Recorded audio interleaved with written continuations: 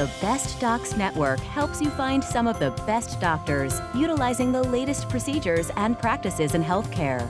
Actual patients and the doctors themselves walk you through their stories that together help you make the best decision in your search for the right doctor.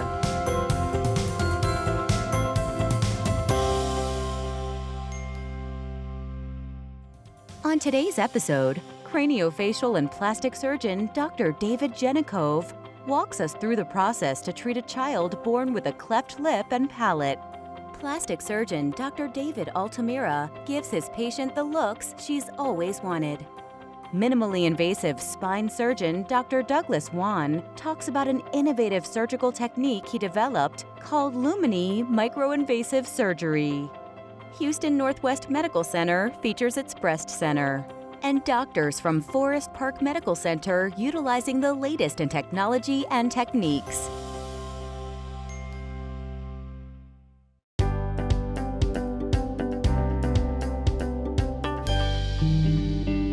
At 20 weeks, we found out we were going to have a baby with a cleft lip and palate, and we were looking for a doctor, a craniofacial surgeon, and we found one of the best. And we feel very lucky that we had found Dr. Jenikov. We could see something, but we didn't ever put two and two together. We had no idea. We went to some other doctors that kind of put some things in our heads that I didn't really appreciate at the time. But when we got down here and saw Dr. Jenikov, he put us at ease a whole lot. Fortunately for us today, 80% of the patients we see with a cleft lip and palate are diagnosed on ultrasound around 20 weeks. So we get to see the patients before they're really patients. We get to talk to the mom and the dad and really begin the education process at 20 weeks gestation as opposed to 2 weeks after the baby's born. He guided us through the whole thing and treated us along with Tate. He kept us where we needed to be. That first surgery was pretty sweet when Dr. Jenikov, here we had to hand off our child that we'd fallen in love with the face that we got when he was born. And after that first surgery, when we were in the waiting room waiting and we knew he was in recovery, and Dr. Jenikov actually came and got us, and he wanted to see the reaction on our face, to see his little face for the first time, and that was sweet, just knowing that it was his reward. Tate's a normal kid. He's got a big brother that he fights with all the time. He goes to school, he runs around, he chases everything else he can chase, and he's a wonderful, sweet kid. We've just been real careful and made sure that this is not who Tate is. This is part of our journey. This doesn't define us of who he is. We're not going to use this as a crutch in our life. We are using it as an experience to make us a better family and a closer family. And Dr. Jenikov and his office have made this, for a rotten situation, the best experience I think we possibly could have had.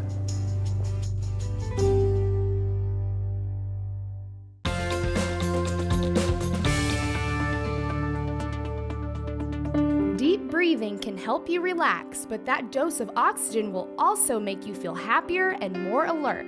Practice this by taking deep breaths, sucking air in through your nose until your lungs are full.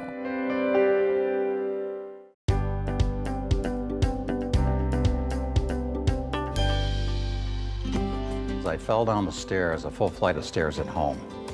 And it took 2 years to progress to the point where I really couldn't walk. I couldn't move my left hip. And my chiropractor tried to move it for me and said, "You're so immobile that I think you're going to need to see a surgeon about this." I worked for a major airline loading aircraft in the cargo bins down on all fours and twisting and turning, pulling, pushing things. It got to the point where I just couldn't stand it.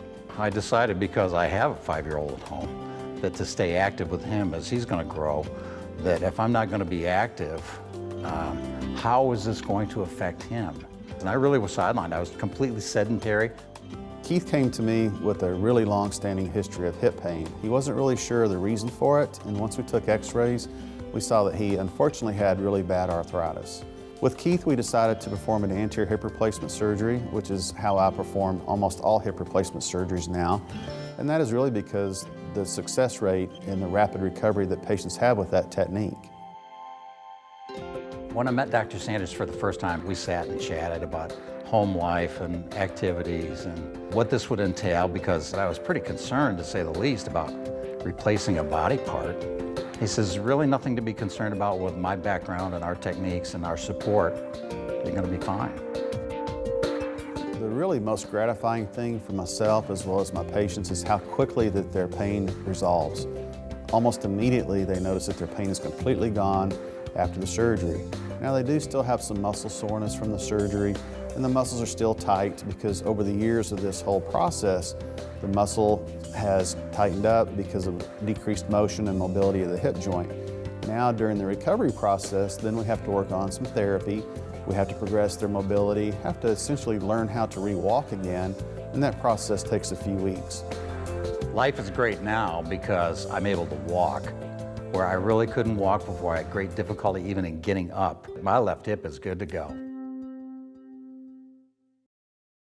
To learn more about Forest Park Medical Center and their doctors, go to bestdocsnetwork.com. Find your doctor on bestdocsnetwork.com.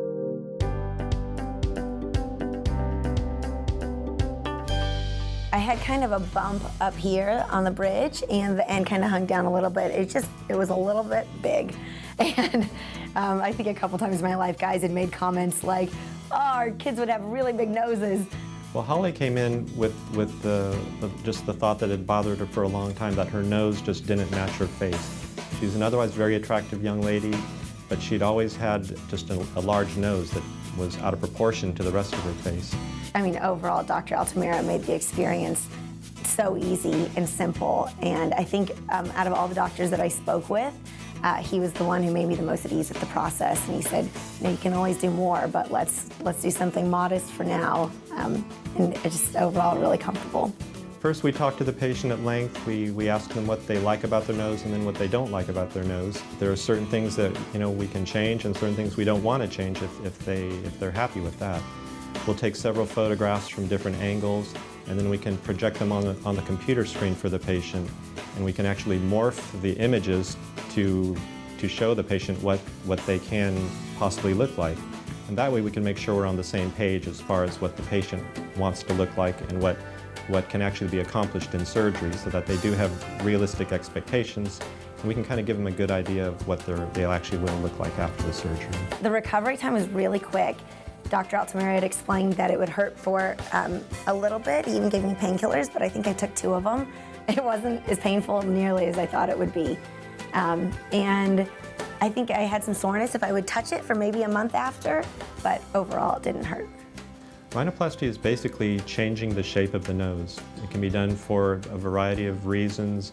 Usually, a lot of times, just the patient has always felt their nose was too big for their face.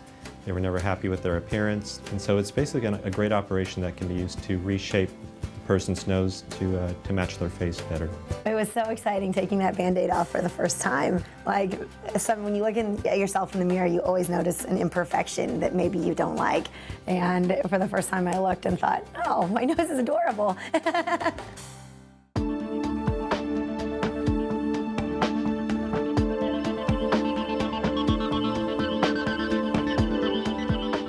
Linda has a question for Dr. David McGee, who is considered a high-risk patient for colon cancer. What we consider high-risk patients are patients who primarily have a family history of colon cancer.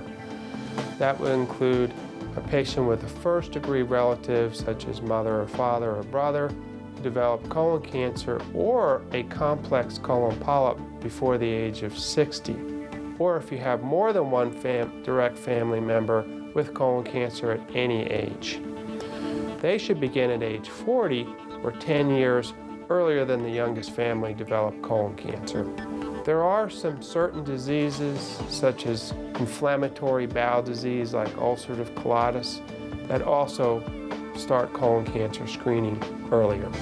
Ask our doctors on bestdocsnetwork.com.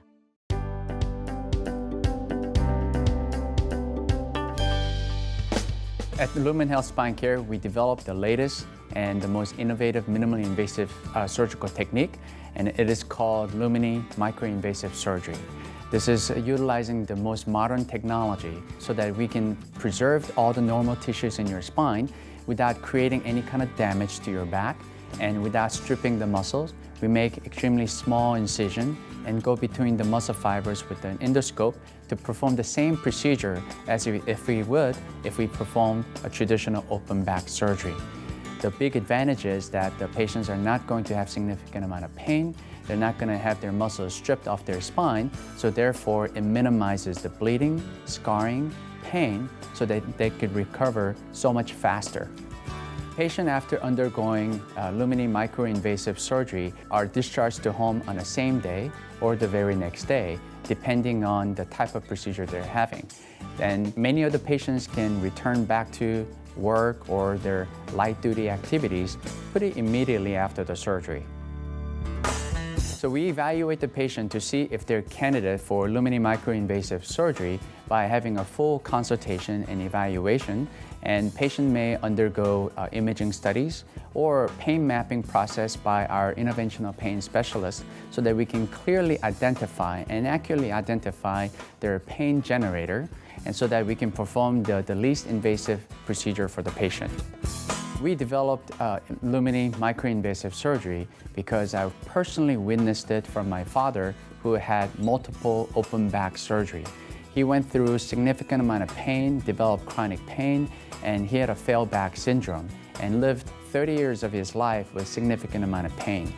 And watching him suffer, I realized that we must do something better than what we're doing now to help all those patients with significant amount of back pain and chronic pain. So we used all the latest technology, worked closely with the engineers to develop the least invasive way to approach the spine.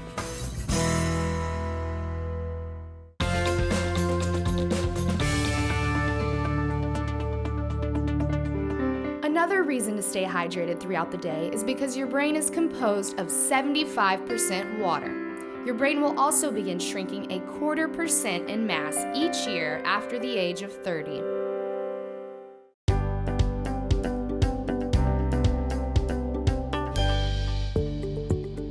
Here at Houston Northwest Medical Center's Breast Center, we focus on the patient and giving them the best quality care possible. The Breast Center here at Houston Northwest is a comprehensive breast center, meaning that not only can we do screening mammograms, we can also do the diagnostic portion, ultrasounds, MRIs, and biopsies. I'm currently the medical director at Houston Northwest Medical Center. My primary role is interpreting screening and diagnostic mammograms, breast ultrasound, and breast MRI for detection of breast cancer. Also to determine clinical issues. If a patient comes in with a palpable lump, we want to find out what it is. Doesn't mean it's going to be breast cancer. It may be a simple cyst, it may be a benign tumor, but that is part of the workup that I'm involved in. All of our nurses are certified nurse navigators here. They help the patient walk through the system, whether it's just for a screening mammogram or all the way through surgery. They help them navigate their care. At Houston Northwest Medical Center, we have 4 breast patient navigators. We are very fortunate to be able to do what we do. Very few hospitals in the area have the opportunity to have this many nurse navigators, and from the beginning, from screening, from going out into the community, it's all about deliverance of care and continuity of care. So if you just make sure that that care is not broken, then one passes a torch to the next person to make sure from the time that she got her biopsy, from the time that she got her diagnosis, that we actually use the library to give her all the information that she needs to arm herself before she goes to see the surgeon. At Houston Northwest Medical Center, we're very fortunate that we have a multidisciplinary breast cancer conference every 2 weeks, so twice a month. Every patient that is diagnosed with breast cancer at this hospital will be presented at a conference that is attended by radiologists, pathologists, breast surgeons, oncologists, radiation oncologists, and plastic surgeons, and the nurse navigators. This is an excellent way for the patient that has been recently diagnosed have a treatment plan mapped out for her by specialists that come to the breast conference. The Breast Center at Houston Northwest Medical Center is the only certified center of excellence in Houston, Texas. We have a monthly support group called Care, Share, and Be Aware, where newly diagnosed patients can come and share their feelings. They can also bond with other breast cancer survivors to interact with them and learn from them. We always say no one chose this journey, but if you're walking the journey, you're not going to walk it alone because we're going to walk it with you. Coming up on the second half of today's show, ENT Dr. C.T. Wynn relieves his patients' inability to breathe and nasal congestion by diagnosing their deviated septum. Family medicine doctor Richard Honecker addresses common health concerns in our Medical Minute. Cosmetic dentist Dr. Guy Lewis talks about some unique procedures in dentistry he has developed. Podiatrist Dr. Gabriel Maislos talks about using laser treatments for toenail fungus, as well as more doctors from Forest Park Medical Center utilizing the latest in technology and techniques.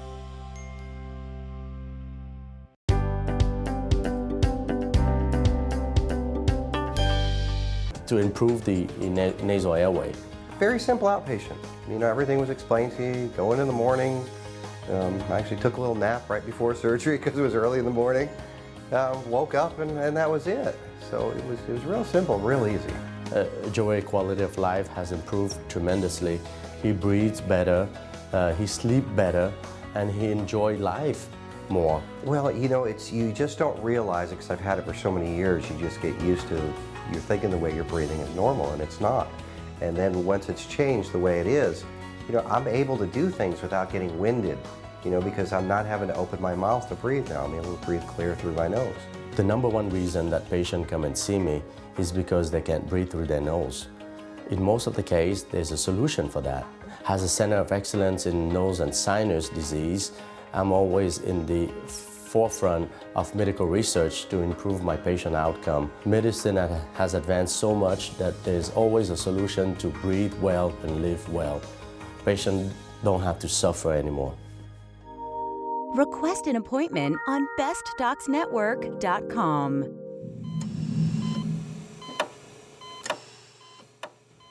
There are lots of reasons for low back pain. To treat it effectively, you need to know what's causing it. Well, most low back pain is just from overuse. For example, we overdid the yard work, or we lifted in the wrong manner, or we lifted too much heavy weight. There are things like slipped discs. Now, a slipped disc in your back is going to be pretty severe pain, and it's also going to be pain that tends to go down one leg, either with numbness associated with it or just the pain. Now, there's also bone spurs that can cause pain in the back. Even certain infections in the discs can cause chronic or acute low back pain. Now, if you have back pain, the first thing to do is rest the back a bit, use a heating pad or even ice, but heat to start with, probably 45 minutes at a time. Take anti-inflammatories over the counter. If your back pain persists for more than a few weeks or has associated symptoms like numb or weak legs, then you probably ought to have your doctor check it out and get some x-rays. Don't jump into stuff like MRIs, that's usually unnecessary. Most back pain will be self-limited and go away on its own.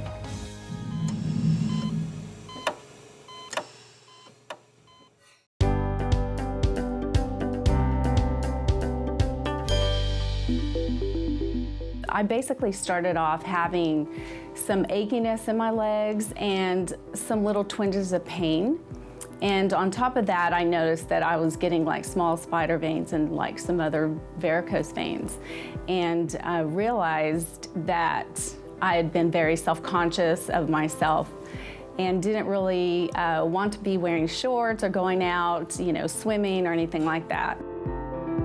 The side effects of varicose veins are actually the symptoms of heavy, tired legs and making the patient unproductive. More severe symptoms would be bleeding from a varicose vein, if left untreated, or staining and ulceration of the skin close to the ankle.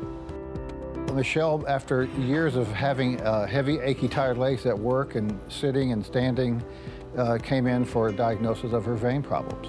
And she presented with very large veins on the inside of her legs, as well as many small veins and some spider veins. And we did an ultrasound test, showed that she had backflow causing this varicose vein.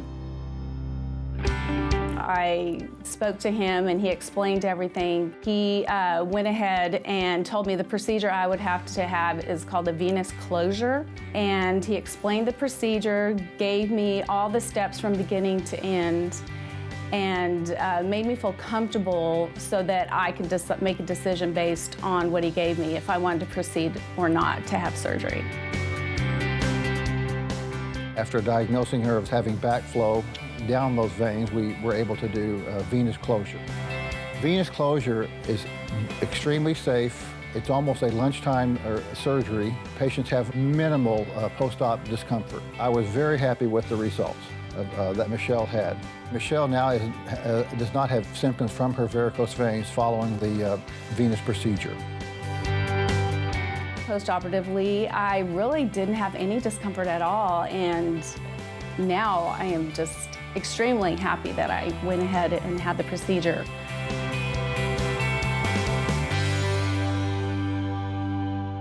To learn more about Forest Park Medical Center and their doctors, go to bestdocsnetwork.com.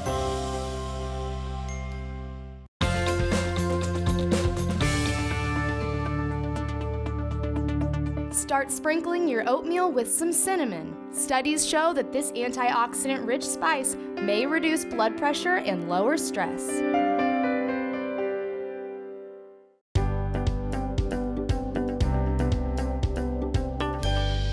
I had always dreamed of having just a perfect smile. When you walk into a room and you smile, everyone notices you.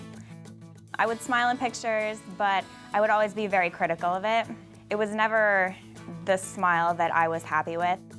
People who are candidates for veneers are usually people who have crooked teeth, who want them to look straighter. I was kind of one of the pioneers in a process called instant orthodontics, where instead of going through braces to straighten the teeth, we can make the teeth look straight by doing veneers.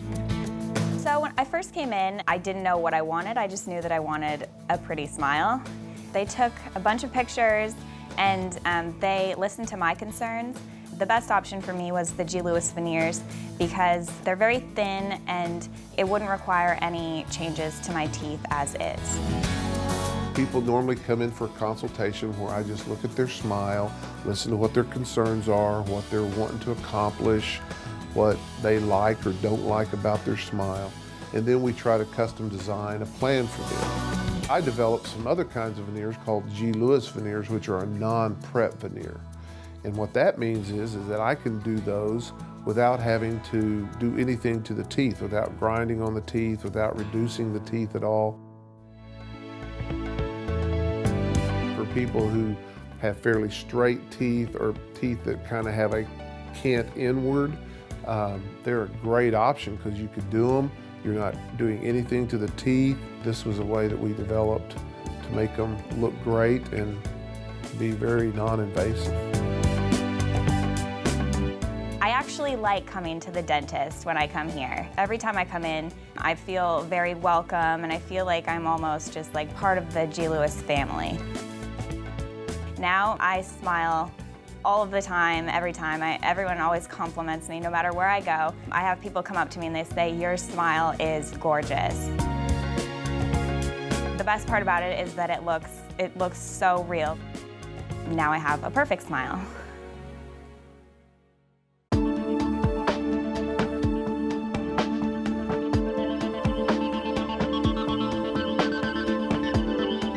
Sean has a question for Dr. Bajaj. What is platelet-rich plasma? PRP is plasma-rich plasminogen. It is a way of taking your own blood, spinning it down using a centrifuge into a concentrated form of all the nutrients in the blood, which includes growth hormones, it includes platelets, white cells, and such, and using that to help healing of tissues in your body. whether it is your rotator cuff tendon, whether it's tennis elbow, golfer's elbow, Achilles tendonitis, plantar fasciitis. We find that injecting into these tendons this growth hormones and these biologically active ingredients helps the healing process and makes them heal quicker. Famous people like Tiger Woods, Nadal have used it for their injuries, and we find that it's really helpful for a lot of our sports patients. Ask our doctors on bestdocsnetwork.com.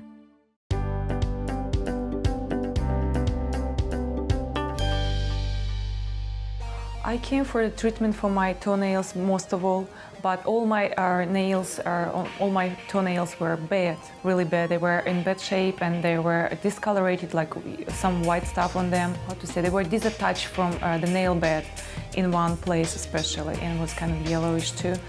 Ms. Ina Yashova came to my office complaining of fungal toenails. Very common thing, especially, you see it in summertime. It's very prevalent. It's a fungal infection of the nails. The nails are discolored, and she wanted them treated. I keep my body in shape, and I want to be healthy, and I want to have everything perfect. So it's one of the things when I found out that something is wrong. I couldn't go for some time because I was busy, but I told to myself, no, I have to. It's basically a YAG laser, and it creates this intense heat, and it kills fungus, bacteria, virus, and it kills it at the root of the nail. That's where the nail begins. From that point on, we have a protocol in place to prevent reoccurrence, because probably most of the problems that have occurred in the past is even prior to the laser with the oral medication was that you would get rid of the fungal infection and then it would come back. So you also have to do your part to make sure that you don't get a recurrence, because once you're susceptible to fungal infection, you remain susceptible the rest of your life. I figured out that I have good results because when I could see there my nail growing, the new nail will come pretty and doesn't have anything, like no fungus, nothing, no discoloration. It was pretty and nice and healthy nail.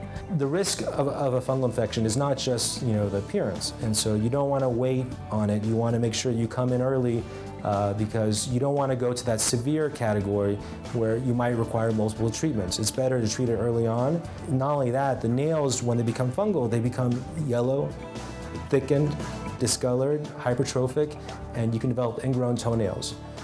That's a serious risk because that's an infection, and that requires a surgical procedure.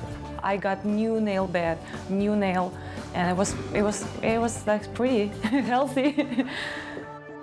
Watch more videos on bestdocsnetwork.com.